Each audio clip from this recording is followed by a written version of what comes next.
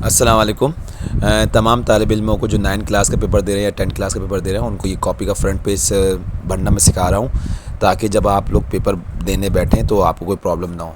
अगर देखें आपके सामने सबसे ऊपर जो है स्क्रीन पे रोल नंबर लिखा हुआ है। यहाँ अपना जो रोल नंबर होगा आपका, जो आपको बोर्ड ऑफिस ने इशू किया है, सही है, वो लिखेंगे। मीडियम ऑफ एग्जामिनेशन, जब मतलब किस में आप जवाब दे रहे हैं। आप इंग्लिश में जवाब देंगे, ज़्यादा से इंग्लिश मीडियम में तो इंग्लिश लिख देंगे। अगर आप उर्दू में आंसर कर रहे हैं, मतलब मतलब जैसे केमिस्ट्री आप उर्दू में अगर कर रहे हैं तो आप उर्दू लिखेंगे। मगर ज़्यादा अगर बच्चे यहाँ पे इंग्लिश में करते हैं इसलिए इंग्लिश यहाँ लिखेंगे। नेम ऑफ एग्जामिनेशन अगर 9 क्लास का है तो लिखेंगे SSC part 1, SSC S.S.C part 1 लिख देंगे। ग्रुप साइंस है आपका, मजमून जो भी हो, फिज़िक्स केमिस्ट्री मैथ जो भी है वो लिखेंगे।